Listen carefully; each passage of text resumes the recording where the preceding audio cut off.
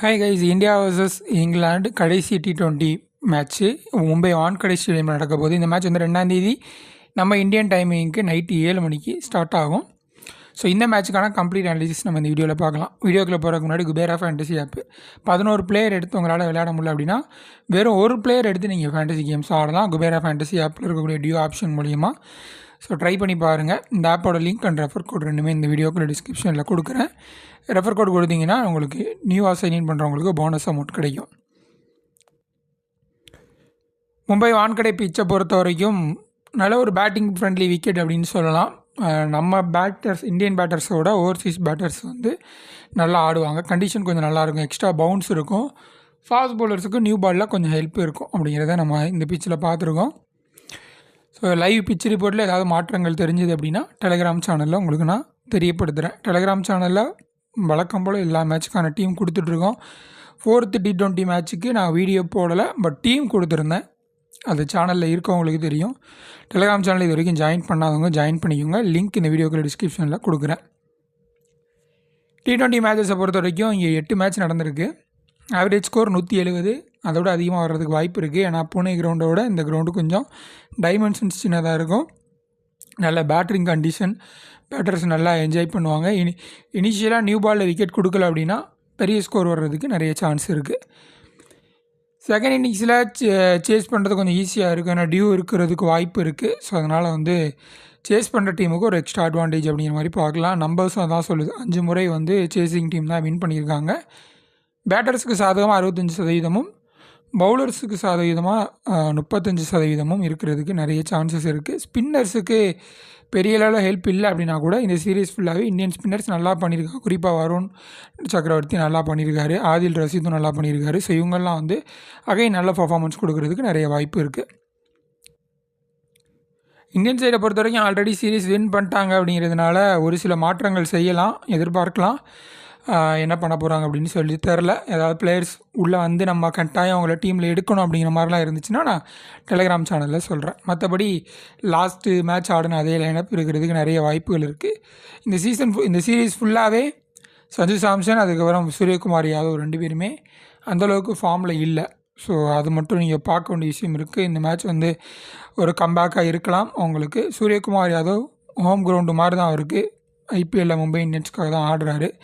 So கட்டாயம் வந்து அவர்கிட்ட இருந்து ஒரு நல்ல இன்னிங்ஸ் வருமா அப்படிங்கிறது நம்ம எதிர்பார்க்கலாம். பவுலர்ஸை பொறுத்த வரைக்கும் சிவம் தூபே செகண்ட் இன்னிங்ஸில் சப்ஸ்டியூட் பண்ணியிருந்தாங்க, கன்கஷன் ப்ரோட்டோகால் அப்படின்னு சொல்லிட்டு. ஸோ அது வந்து சும்மா அது ஒரு ஃபார்மாலிட்டிக்கு பண்ண சப்ஸ்டியூஷன் தான். மற்றபடி பெரிய அளவில் இன்ஜுரி எதுவும் அப்படிங்கிற மாதிரி எதுவும் கேட்கல. ஸோ அவர் இந்த மேட்ச் ஷோராக ஆடுவார் அப்படின்னு எதிர்பார்க்குறேன். பவுலர்ஸை பொறுத்த வரைக்கும் ஹர்ஷித் ராணா, முகமது ஷமி உள்ளே வர்றதுக்கு ஒரு வாய்ப்பு இருக்குது அப்படின்னு நினைக்கிறேன். பார்க்கலாம் எந்த மாதிரி சேஞ்சஸ் பண்ணுறாங்க அப்படின்னு சொல்லிட்டு. இதே லைனாக பண்ணாங்கன்னா டெத் ஓவர்ஸ் ஹர்ஷதீப் சிங்கும் ஹர்திக் பாண்டியாவும் தான் போடுவாங்க. மெயின் ஸ்பின்னர் அப்படிங்கிறது வருண், செகண்டரி ஸ்பின்னர் அப்படிங்கிறது அக்ஷர் பட்டேல், ரவி பிஷ்ணோய், இவங்கெல்லாம் செகண்டரி தர்சரி ஸ்பின்னராக இருப்பாங்க. இங்கிலாந்து சைடை பொறுத்த வரைக்கும் அவங்களும் வந்து ஏதாவது மாற்றங்கள் பண்ணலாம். ஆல்ரெடி சீரீஸ் லாஸ் பண்ணியாச்சு. ஒரே ஒரு மேட்ச் மட்டும் வின் பண்ணியிருந்தாங்க. ஸோ ரிமைனிங் எல்லாமே வந்து லாஸ் தான் இது வரைக்கும். ஃபாஸ்ட் பவுலர்ஸ்க்கு கொஞ்சம் ஹெல்ப் இருக்கும் அப்படிங்கிறதுனால இங்கிலாண்டோட ஃபாஸ்ட் பவுலர்ஸ் ரொம்ப இம்பார்ட்டண்டான ஒரு பிக்காக இருப்பாங்க அப்படின்னு நினைக்கிறேன். கொஞ்சம் எக்ஸ்ட்ரா பவுன்ஸ் இருக்கும் இந்த பிச்சில். மோஸ்ட்லி ரெட் சாயில் பிச்சஸ் தான் இங்கே நம்ம நிறைய பார்ப்போம் மும்பை வான்கடை ஸ்டேடியமில். So Jofra Archer, Brydon Carse, Saqib Mahmood இவங்கெல்லாம் ரொம்ப இம்பார்ட்டண்டான பிக்காக இருக்கிறதுக்கு நிறைய வாய்ப்புகள் அதிகமாக இருக்குது. பேட்டர்ஸை பொறுத்த வரைக்கும் பட்லருக்கு நல்ல நம்பர்ஸ் இருக்குது. இந்த கிரவுண்டில் நிறைய ரன்ஸ் அடிச்சிருக்காரு. ஸோ இந்த சீரீஸ் ஃபுல்லாகவே நல்ல ஃபார்மில் இருந்திருக்காரு. போன மேட்ச் மட்டும்தான் ஒரு ஃபெயிலியர் அப்படிங்கிறது இருந்திருக்கு அவருக்கு.